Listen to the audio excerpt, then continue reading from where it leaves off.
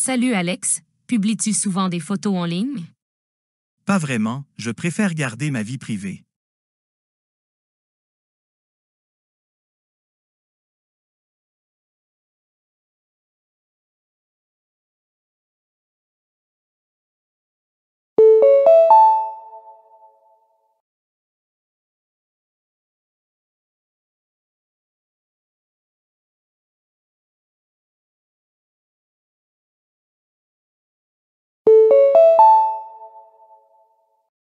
Bonjour Bella, aimes-tu aller dans les centres commerciaux?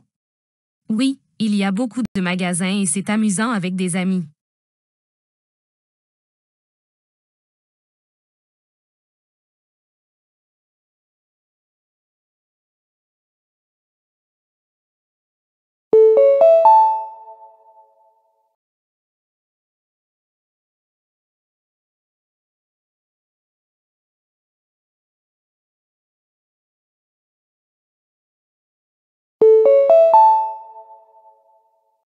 Salut Chris, cours-tu tous les jours? Oui, cela me garde en bonne santé et améliore mon humeur.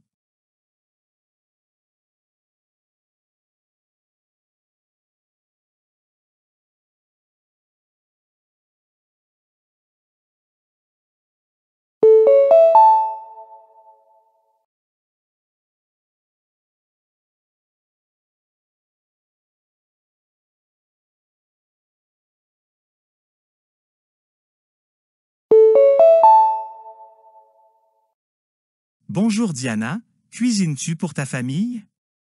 Oui, ils apprécient les repas faits maison et j'en suis fière.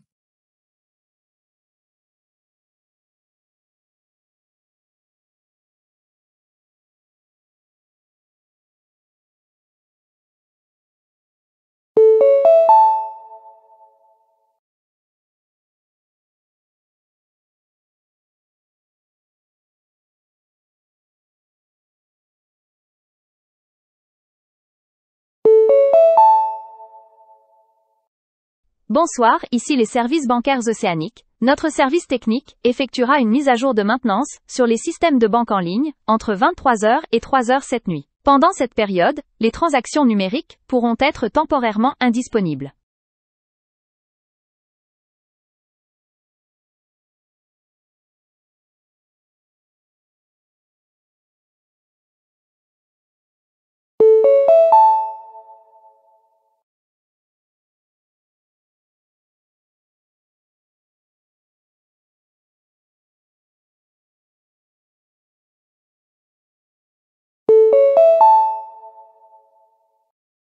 Nous souhaitons vous informer que le festival culturel annuel Rythme du printemps aura lieu le 3 novembre à l'auditorium de la ville. Les participants sont priés de confirmer leur inscription avant le 20 octobre.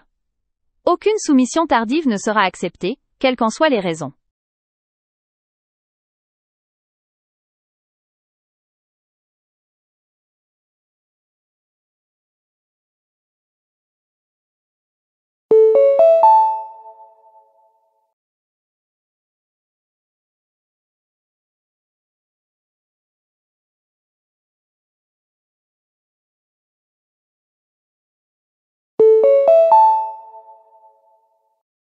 Les résidents sont avertis que le calendrier de collecte des ordures de la ville a été révisé. À partir de la semaine prochaine, les ramassages auront lieu le lundi, le mercredi et le samedi, au lieu du mardi et du vendredi. Veuillez placer les bacs à l'extérieur avant 7 heures du matin, afin d'assurer un service ponctuel.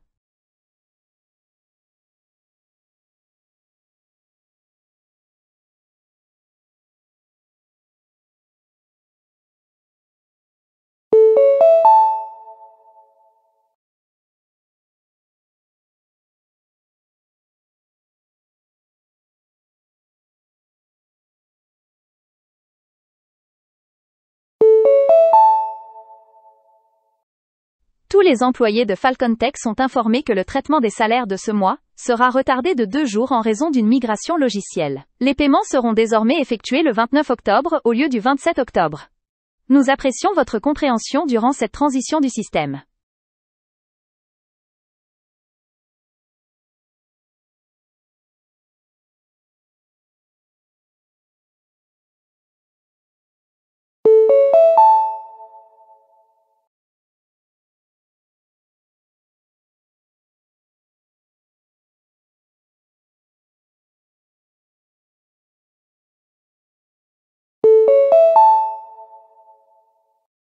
Bonjour, ceci est un appel automatisé de Skybound Airlines. Nous vous informons que votre vol SB432 à destination de Toronto, initialement prévu à 8h10, a été reprogrammé pour un départ à 10h55 en raison d'une congestion du trafic aérien. Votre porte d'embarquement reste inchangée. Veuillez vous présenter 2 heures avant le nouvel horaire de départ. Nous vous remercions de votre coopération et de votre compréhension.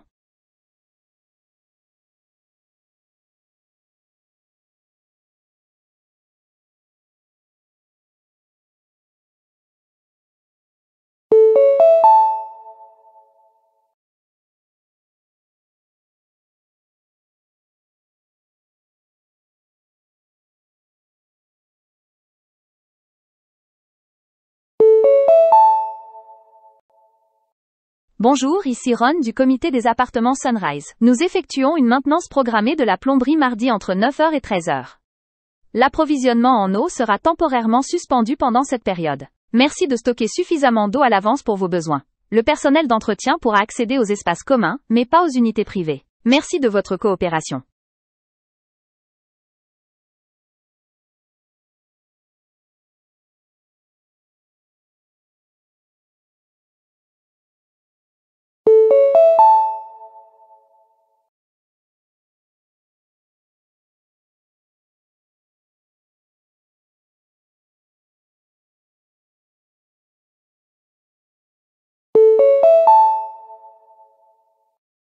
Bonsoir, ici le service de sécurité de la Banque nationale Allied. Nous avons détecté une tentative de transaction irrégulière sur votre carte de débit, se terminant par 2471. Par mesure de précaution, nous avons temporairement suspendu la carte pour assurer votre sécurité. Veuillez vérifier vos achats récents en nous rappelant dès que possible. Une fois la vérification effectuée, nous réactiverons immédiatement votre carte. Merci de votre coopération.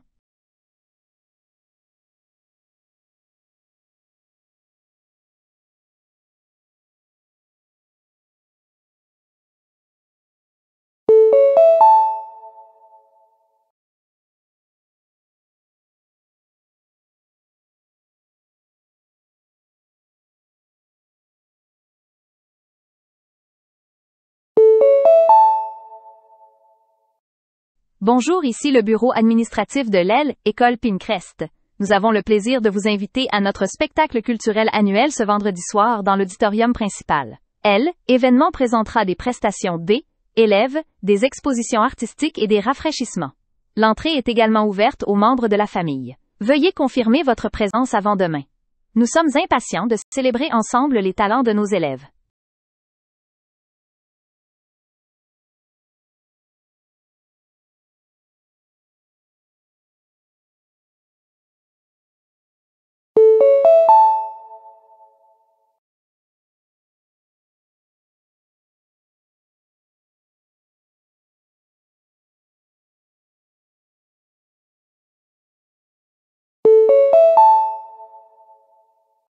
Bonjour, ici le service après-vente de Horizon Motors.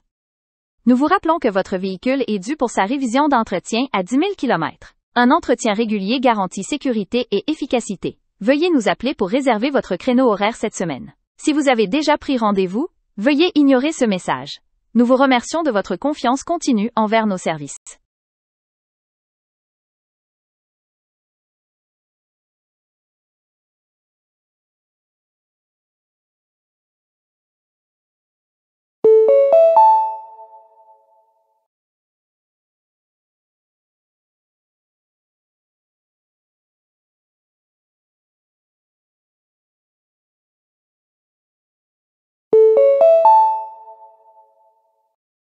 Bonjour, ici Stella du Forum mondial du leadership. Nous vous appelons pour confirmer votre participation à la conférence à venir le 3 novembre au Palais des Congrès de la ville. L'enregistrement débutera à 8 heures, suivi du discours d'ouverture à 9 heures. Veuillez apporter votre badge d'identification pour l'entrée. Nous sommes ravis de vous compter parmi les participants à cette session.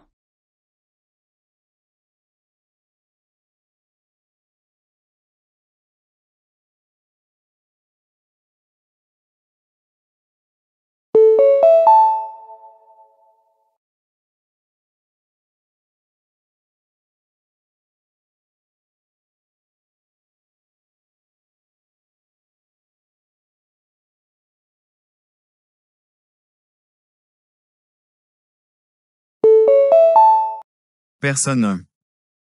En tant que consultante en ressources humaines, je crois fermement que le travail à distance devrait devenir la norme. Il réduit le temps de trajet, améliore la productivité et permet aux employés de mieux gérer leur vie personnelle. De plus, les entreprises économisent sur les coûts de bureau et les villes bénéficient d'une moindre congestion. Certains affirment que le travail d'équipe en souffre, mais les outils numériques modernes comblent largement cet écart. Pour moi, travailler depuis chez soi est l'évolution naturelle de la vie professionnelle à l'ère numérique. Personne 2. Travailler de chez soi peut sembler attrayant, mais ce n'est pas une solution idéale à long terme. Cela isole les employés, affaiblit la culture d'entreprise et réduit les apprentissages informels qui se produisent au bureau. Tout le monde n'a pas un environnement domestique calme ou adapté. Les bureaux existent pour une raison, ils favorisent la collaboration et l'innovation. Au lieu de les abandonner, nous devrions les repenser pour qu'ils soient plus sains, plus verts et plus flexibles, pas forcer tout le monde à rester chez soi. Personne 3. Le travail à distance est une excellente opportunité, mais seulement s'il est bien géré. Je pense que l'avenir réside dans la flexibilité. Permettre aux employés de choisir entre bureau et domicile selon la nature de leurs tâches. Certains emplois exigent du travail d'équipe, d'autres nécessitent concentration et solitude. L'essentiel est de faire confiance aux employés tout en maintenant le lien humain par des réunions en personne occasionnelles. L'équilibre, et non les extrêmes, définira les organisations performantes.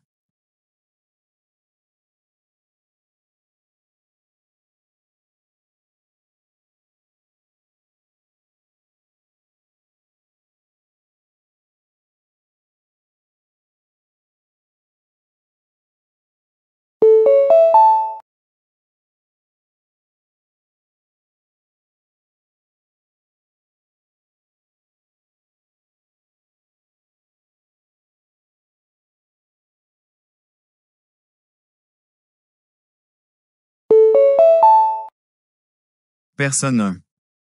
En tant qu'activiste environnemental, je crois que le tourisme dans les régions naturelles sensibles devrait être totalement interdit.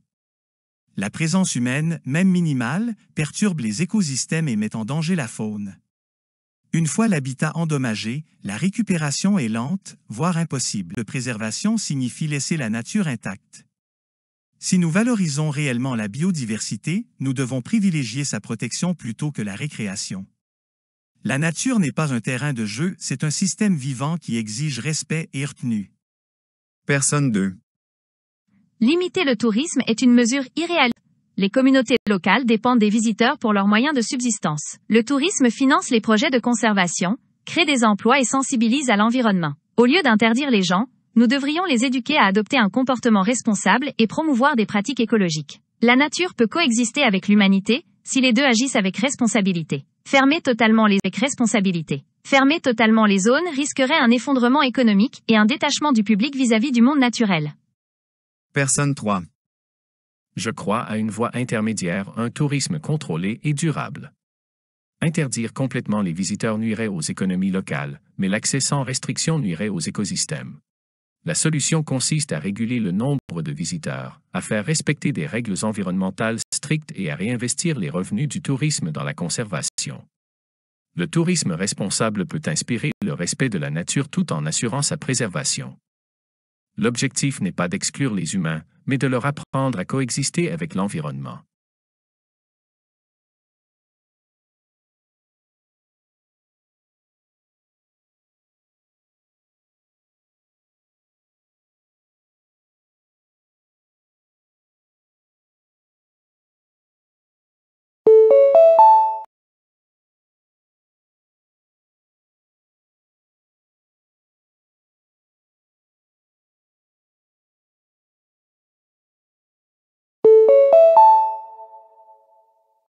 Ici Science Spectrum. Les progrès du génie génétique permettent désormais aux scientifiques de modifier l'ADN, offrant la possibilité d'éliminer les maladies héréditaires.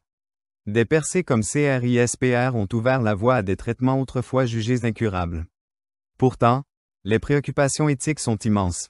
L'édition d'embryons soulève la crainte des bébés sur mesure, accentuant l'inégalité sociale entre ceux qui peuvent se permettre des améliorations génétiques et ceux qui ne le peuvent pas. Les conséquences génétiques imprévues demeurent également mal comprises. Les autorités de régulation peinent à suivre le rythme de la science, tandis que les éthiciens appellent à la prudence. Le débat reste entier. L'humanité doit-elle adopter l'édition génétique au nom de la santé, ou cela mènera-t-il à des dilemmes moraux pour lesquels nous ne sommes pas prêts?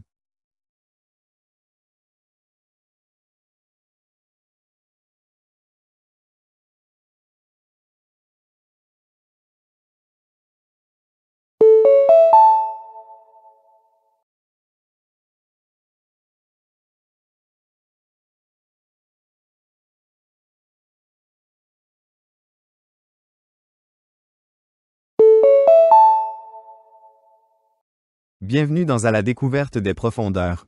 Bien qu'il couvre plus de 70% de la planète, l'océan reste en grande partie inexploré. De nouvelles technologies, telles que les sous-marins autonomes et les drones sous-marins, révèlent des écosystèmes jusqu'alors inconnus, incluant des espèces adaptées à la pression extrême et à l'obscurité. Ces découvertes pourraient mener à des percées médicales et scientifiques majeures.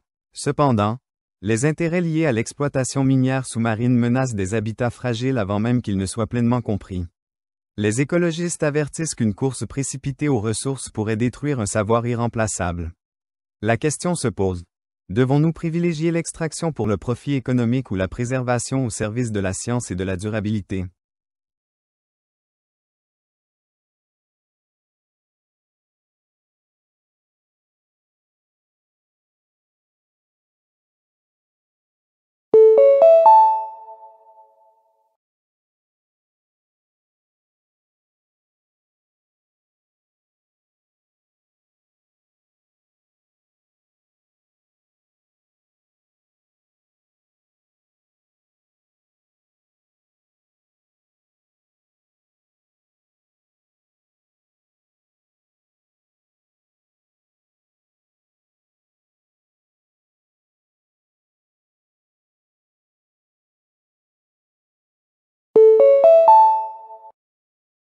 Dr Patel, de nouvelles recherches révèlent la présence de microplastiques dans la circulation sanguine humaine. Devons-nous nous en inquiéter? Oui. Les microplastiques servent de vecteurs pour des additifs chimiques et des agents pathogènes. Une fois dans l'organisme, ils déclenchent des réactions immunitaires et peuvent sécréter dans les organes, provoquant une inflammation chronique. Leur taille minuscule leur permet de traverser les membranes cellulaires, ce qui complique leur élimination. Connaissons-nous leurs effets à long terme? Pas entièrement, mais les premières données les associent à des déséquilibres hormonaux et à des troubles métaboliques. Ils transportent aussi des composés toxiques tels que les phtalates, augmentant les risques cancérigènes. Les systèmes de filtration peuvent-ils atténuer cela? Partiellement, mais leur élimination complète est difficile. Le défi plus large consiste à réduire la dépendance au plastique dans les industries. Dr Patel, de nouvelles recherches révèlent la présence de microplastiques dans la circulation sanguine humaine. Devons-nous nous en inquiéter? Oui. Les microplastiques servent de vecteurs pour des additifs chimiques et des agents pathogènes. Une fois dans l'organisme, ils déclenchent des réactions immunitaires et peuvent sécréter dans les organes, provoquant une inflammation chronique. Leur taille minuscule leur permet de traverser les membranes cellulaires, ce qui complique leur élimination. Connaissons-nous leurs effets à long terme? Pas entièrement, mais les premières données les associent à des déséquilibres hormonaux et à des troubles métaboliques. Ils transportent aussi des composés toxiques tels que les phtalates, augmentant les risques cancérigènes. Les systèmes de filtration peuvent-ils atténuer cela? Partiellement, mais leur élimination complète est difficile. Le défi plus large consiste à réduire la dépendance au plastique dans les industries.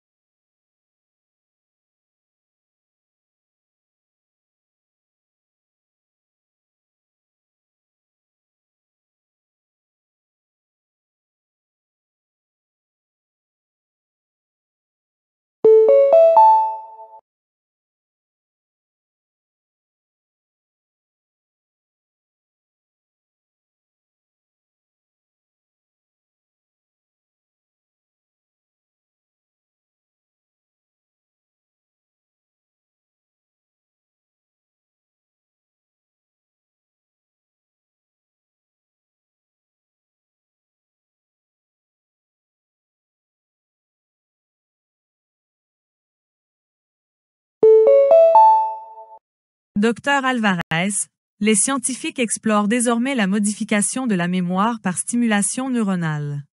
Une telle technologie pourrait-elle altérer l'identité personnelle? Potentiellement. Les souvenirs ancrent la perception de soi. Les modifier, qu'il s'agisse d'effacer un traumatisme ou de changer un souvenir, risque de perturber la continuité de l'identité. L'hippocampe ne stocke pas les souvenirs isolément, il en intègre le contexte émotionnel et temporel. Donc, supprimer un souvenir pourrait en affecter d'autres? Exactement. Les réseaux mnésiques sont associatifs. Modifier un seul souvenir peut involontairement mettre des expériences liées, provoquant confusion ou déséquilibre émotionnel. Quelles préoccupations éthiques cela soulève-t-il? Le consentement devient complexe, les patients peuvent accepter sous le coup de la détresse sans comprendre les implications sur leur identité. La société doit réfléchir à savoir si le soulagement justifie d'altérer l'authenticité. Dr Alvarez, les scientifiques explorent désormais la modification de la mémoire par stimulation neuronale. Une telle technologie pourrait-elle altérer l'identité personnelle? Potentiellement. Les souvenirs ancrent la perception de soi. Les modifier, qu'il s'agisse d'effacer un traumatisme ou de changer un souvenir, risque de perturber la continuité de l'identité. L'hippocampe ne stocke pas les souvenirs isolément, il en intègre le contexte émotionnel et temporel. Donc, supprimer un souvenir pourrait en affecter d'autres? Exactement. Les réseaux mnésiques sont associatifs. Modifier un seul souvenir peut involontairement mettre des expériences liées, provoquant confusion ou déséquilibre émotionnel. Quelles préoccupations éthiques cela soulève-t-il? Le consentement devient complexe, les patients peuvent accepter sous le coup de la détresse sans comprendre les implications sur leur identité. La société doit réfléchir à savoir si le soulagement justifie d'altérer l'authenticité.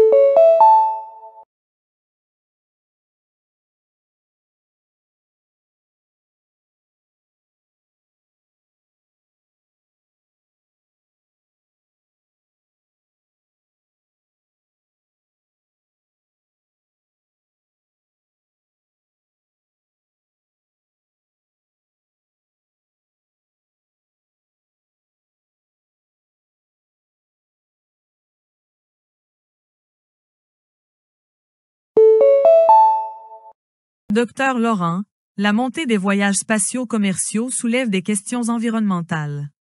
Quelle est l'ampleur de leurs coûts écologiques? Les lancements de fusées émettent de grandes quantités de carbone noir dans la stratosphère, où ils persistent pendant des années, augmentant l'absorption de la chaleur. Contrairement aux émissions terrestres, ces particules échappent au cycle naturel de nettoyage, contribuant de manière disproportionnée au réchauffement. Cela remet-il en cause leur valeur scientifique? Pas nécessairement, mais cela exige une régulation. Quelques lancements ont un impact atmosphérique supérieur à celui de millions de trajets automobiles. Trouver un équilibre entre exploration et préservation de la planète déterminera les politiques futures. Les carburants alternatifs peuvent-ils résoudre le problème? La recherche sur les propulseurs écologiques est prometteuse, mais leur déploiement à grande échelle reste coûteux. Sans contrôle strict, les vols touristiques risquent de neutraliser les progrès réalisés dans la réduction mondiale des émissions. Dr Laurent, la montée des voyages spatiaux commerciaux soulève des questions environnementales. Quelle est l'ampleur de leurs coûts écologiques? Les lancements de fusées émettent de grandes quantités de carbone noir dans la stratosphère, où ils persistent pendant des années, augmentant l'absorption de la chaleur. Contrairement aux émissions terrestres, ces particules échappent au cycle naturel de nettoyage, contribuant de manière disproportionnée au réchauffement. Cela remet-il en cause leur valeur scientifique? Pas nécessairement, mais cela exige une régulation. Quelques lancements ont un impact atmosphérique supérieur à celui de millions de trajets automobiles. Trouver un équilibre entre exploration et préservation de la planète déterminera les politiques futures. Les carburants alternatifs peuvent-ils résoudre le problème? La recherche sur les propulseurs écologiques est prometteuse, mais leur déploiement à grande échelle reste coûteux. Sans contrôle strict, les vols touristiques risquent de neutraliser les progrès réalisés dans la réduction mondiale des émissions.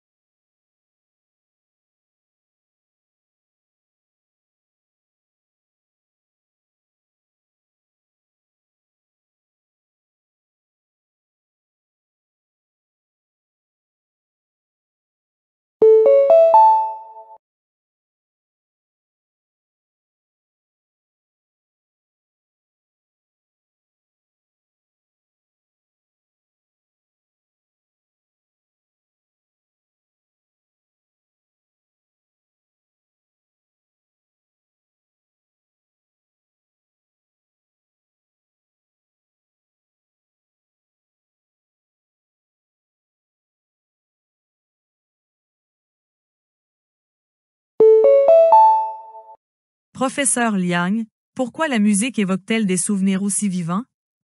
La musique active des circuits neuronaux distribués, en particulier ceux reliant le cortex auditif aux centres émotionnels et autobiographiques.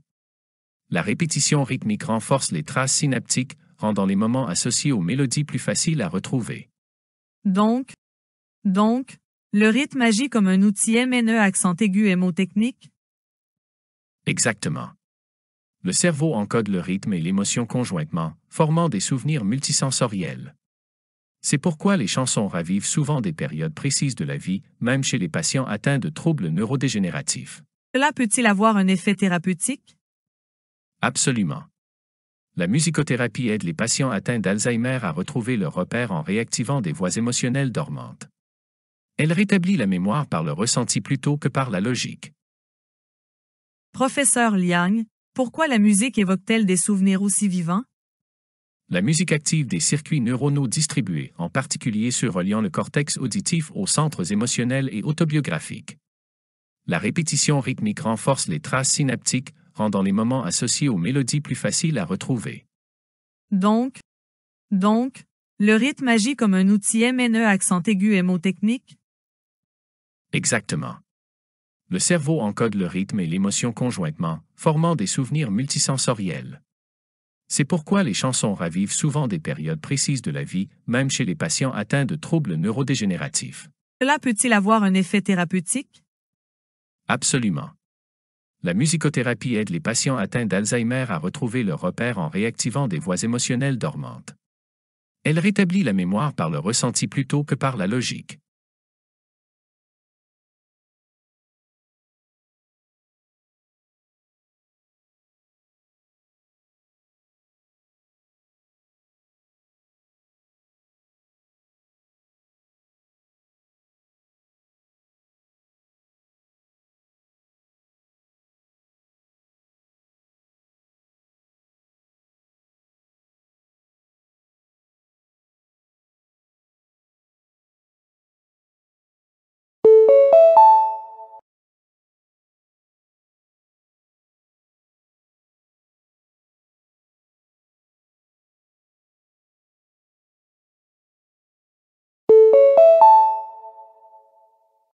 Les sources d'énergie renouvelables comme le solaire, l'éolien et l'hydroélectricité transforment la manière dont le monde répond à ses besoins énergétiques.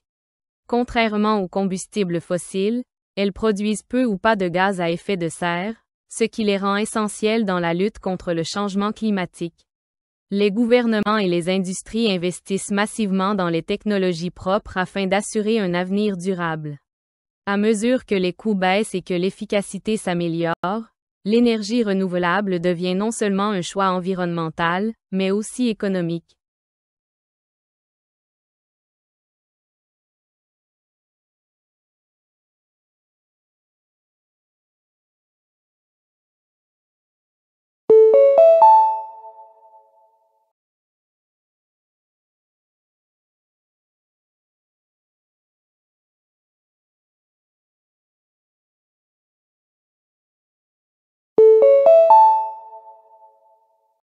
L'éducation en ligne a révolutionné l'apprentissage en offrant flexibilité et accès au savoir depuis n'importe où. Les étudiants peuvent désormais suivre des cours virtuels, remettre des devoirs numériquement et interagir avec leurs enseignants via des forums de discussion. Cette méthode s'adapte à divers rythmes et modes de vie d'apprentissage.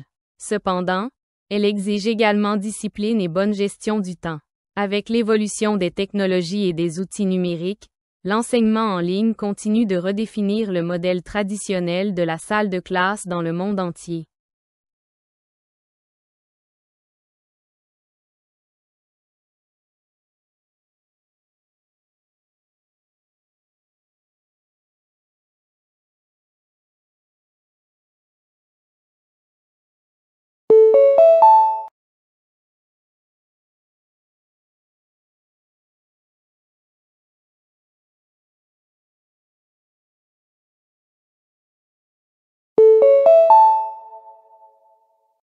Le jardinage urbain gagne en popularité, les citadins recherchant davantage d'espaces verts.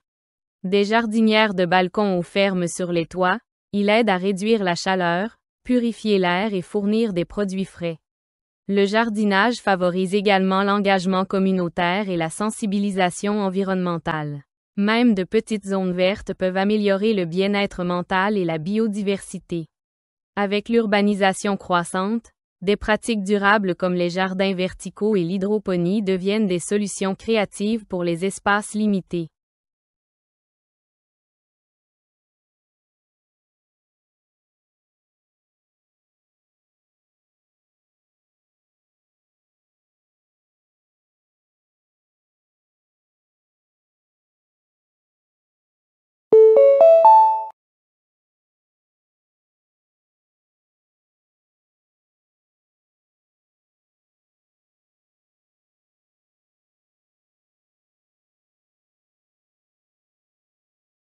L'intelligence artificielle, IA, transforme rapidement les industries en automatisant les tâches, en analysant les données et en améliorant la prise de décision.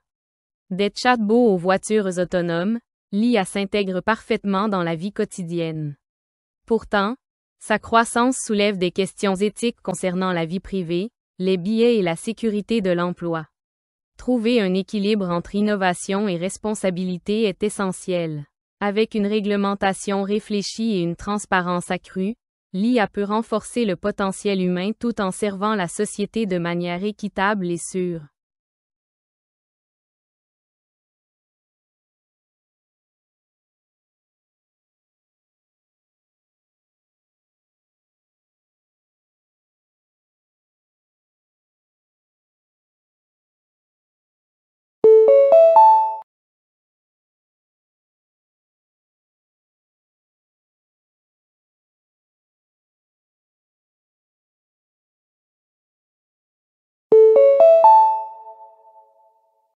Le changement climatique demeure l'un des plus grands défis de notre époque. L'augmentation des températures mondiales provoque des phénomènes météorologiques extrêmes, la fonte des glaciers et la perte de biodiversité. Les activités humaines, notamment la combustion de combustibles fossiles, en sont les principaux responsables. Faire face à cette crise nécessite une action mondiale collective. Réduire les émissions, adopter les énergies renouvelables et repenser nos habitudes de consommation. Chaque petit geste, planter des arbres ou économiser l'énergie, contribue à préserver l'équilibre fragile de notre planète.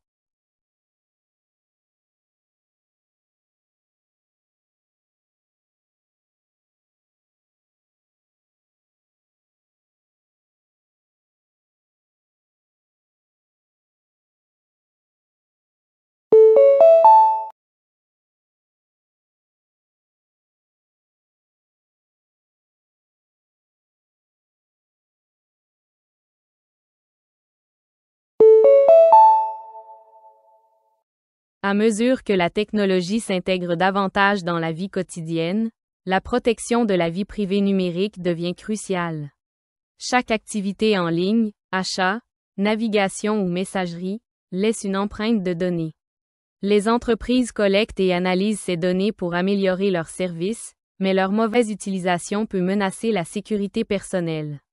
Protéger son identité numérique par des mots de passe solides, le chiffrement et la vigilance face aux politiques de confidentialité est essentiel. À l'ère de la connectivité, la protection des informations est une responsabilité partagée entre utilisateurs et institutions.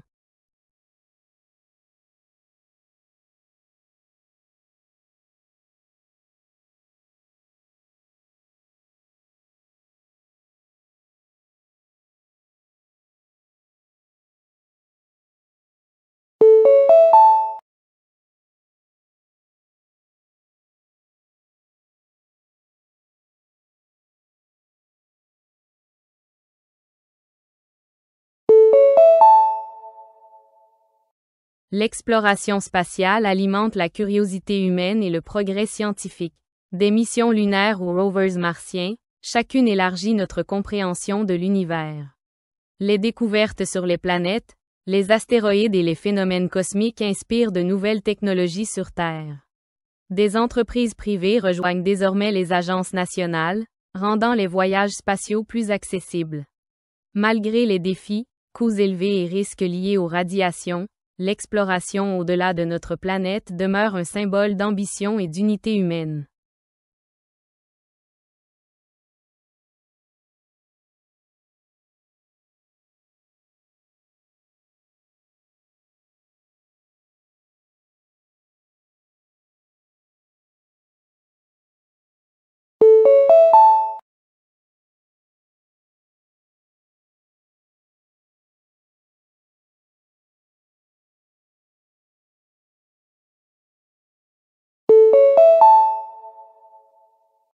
La sensibilisation à la santé mentale a gagné l'attention qu'elle mérite ces dernières années. Les discussions sur l'anxiété, la dépression et le stress deviennent plus ouvertes, réduisant la stigmatisation. Les réseaux de soutien, la thérapie et la pleine conscience favorisent le bien-être émotionnel. Les lieux de travail et les écoles reconnaissent aussi l'importance d'initiatives pour la santé mentale. Comprendre que demander de l'aide est une force, non une faiblesse, transforme la manière dont la société perçoit le bien-être psychologique et la compassion.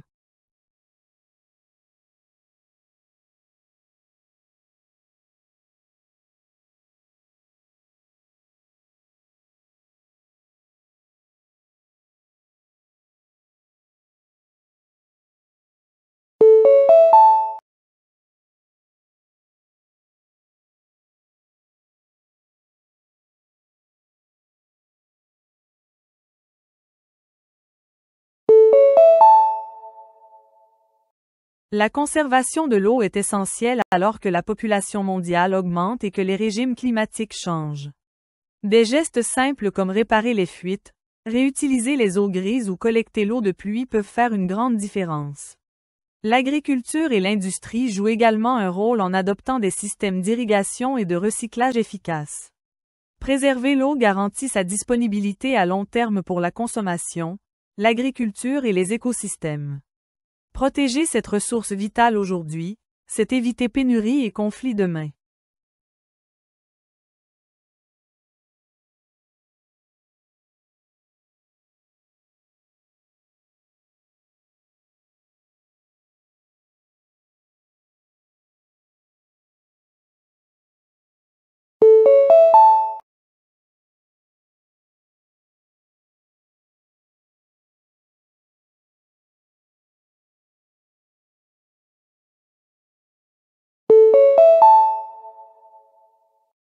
La cyberintimidation est devenue un problème grave à l'ère numérique. Par les réseaux sociaux, les courriels ou les applications de messagerie, des propos ou des images blessants peuvent se propager instantanément. Les victimes éprouvent souvent anxiété, faible estime de soi ou isolement. L'éducation à l'éthique numérique et à l'empathie est essentielle à la prévention. Écoles, parents et plateformes doivent collaborer pour créer des espaces en ligne sûrs où respect, gentillesse et responsabilité remplacent harcèlement et cruauté.